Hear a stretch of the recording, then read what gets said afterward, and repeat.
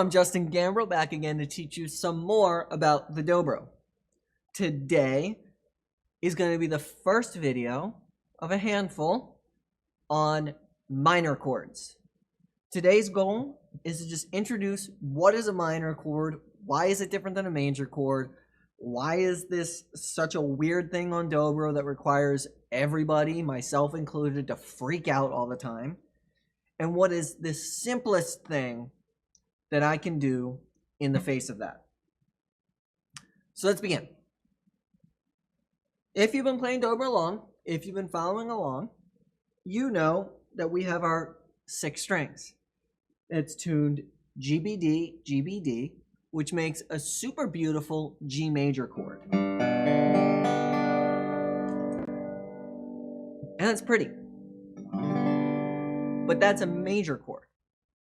So a major chord, and any chord really, not any chord, but your major chord is made of a first, a third, and a fifth.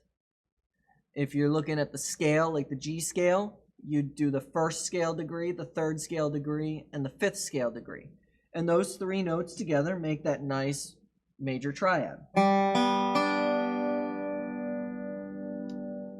However, a minor chord takes that third, in this case the B, and would make it flat. So now instead of it being G, B, D, it would be G, B flat, D. Now, if you've got your Dobro in front of you, take a moment to try to figure out how to use your steel to make that one. I can't quite do it in that simple triad. I can kind of jump some strings a little bit, maybe, like a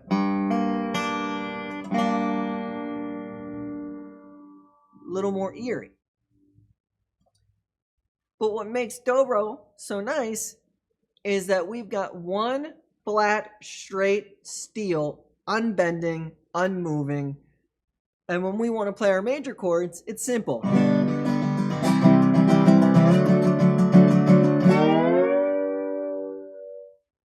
But I can't just move the one string in the middle down at all. Like on guitar, you can move a finger because all 4 of your fingers are doing slightly different things. But on Dobro, we just can't. And that's what makes it difficult, is these major chords come so nice.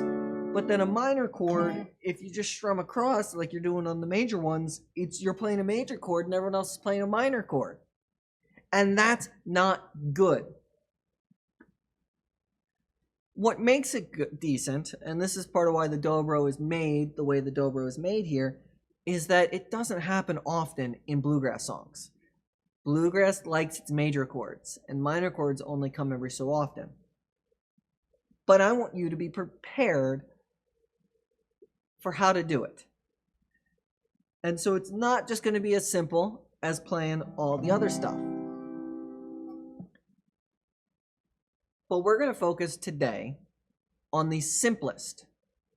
The more and more I play, the more and more I play with other people, the more I'm finding myself to what my generation doesn't call it this and never learned it, but I'm learning it from older generations, something called KISS. Keep it simple, stupid. Now, I'm calling myself stupid there, not you. I'm sure you're all lovely people. But keep it simple. Keep it simple. That's often all you need. And so, when we're talking through our major chords and our minor chords, and we'll just use G as our example right now. Your G major is G, B, and D. Your G minor is G, B flat, and D. And hopefully you're noticing what I noticed there, which is 2 of those notes are the same between each chord. Which means if we play those notes, it would work for either chord. That if I just play G, D, and G,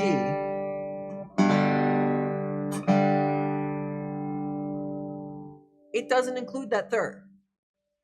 which means on its own, we don't know whether that is major or minor. We'll sometimes call that a power chord because it has a powerful sound to it, just the first and the fifth. And what happens is we can play that over our major chords and our minor chords. Now, if you're going to play that over a major chord, remember it's got a powerful sound. So pretty songs that might not sound as good over pretty songs. But a bluesier song, sometimes you can still get that good sound. But my first go-to answer when I see a minor chord coming up, is play the power chord. And so for that, I take my thumb on that low G string, index or pointer finger on the D string, and then middle finger on the upper G string, and you just pluck it.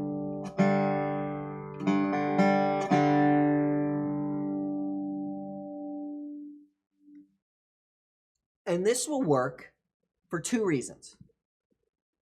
The first is that your brain subconsciously knows music so much better than it consciously does. So when we're playing all of our chords through the scale, it likes to fill in the notes that it feels it needs to be hearing. So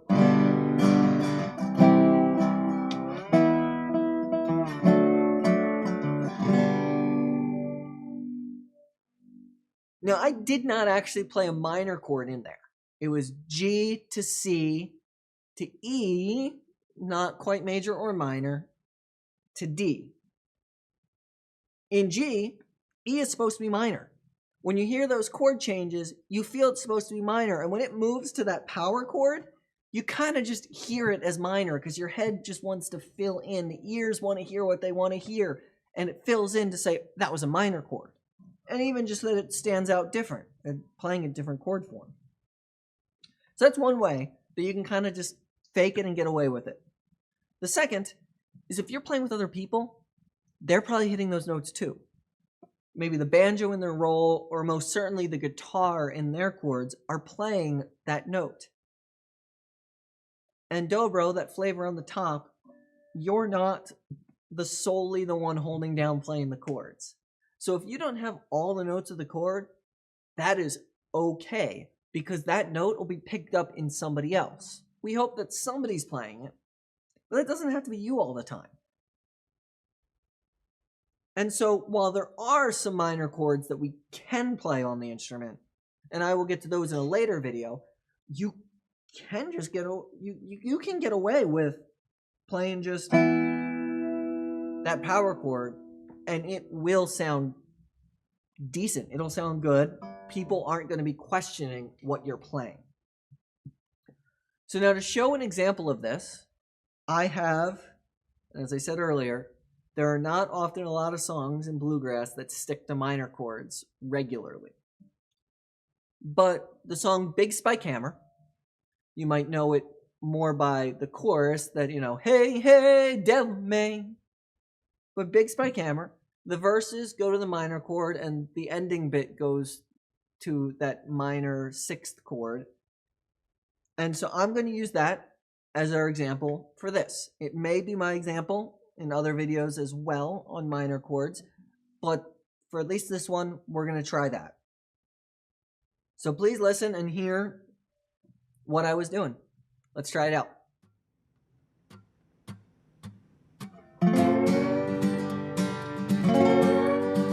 Can't you hear the ripple of my big spike hammer? Oh, it's busting my side. I've done all I can do to keep that woman. Still, she's never satisfied. Hey, hey, tell me, why do you treat me this way? Hey, hey, tell me, I'll get even someday. Big spike hammer, big spike hammer.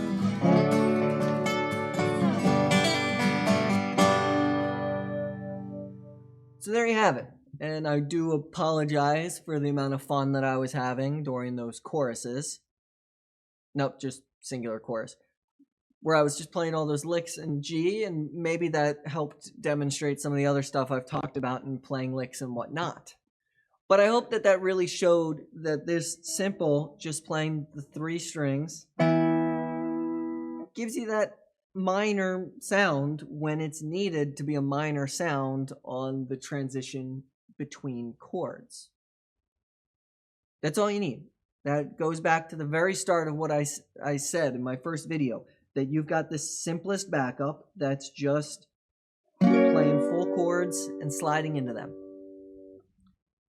The next way how we can make this a little more advanced is going back to one of my more recent videos talking about single note backup. You can pick one note from the chord and just play that. And so we take our E minor chord, E major is just holding the bar down. But if we take the middle string, move it down a fret, that's what makes it minor. So you have between your 3 notes to just pick one and just go. And maybe hitting that minor third is going to sound really cool in that moment when it happens. And that's something you can do to just make it a little bit different at different parts of the song, or just seems a little bit more advanced than just I'm playing the broader chord.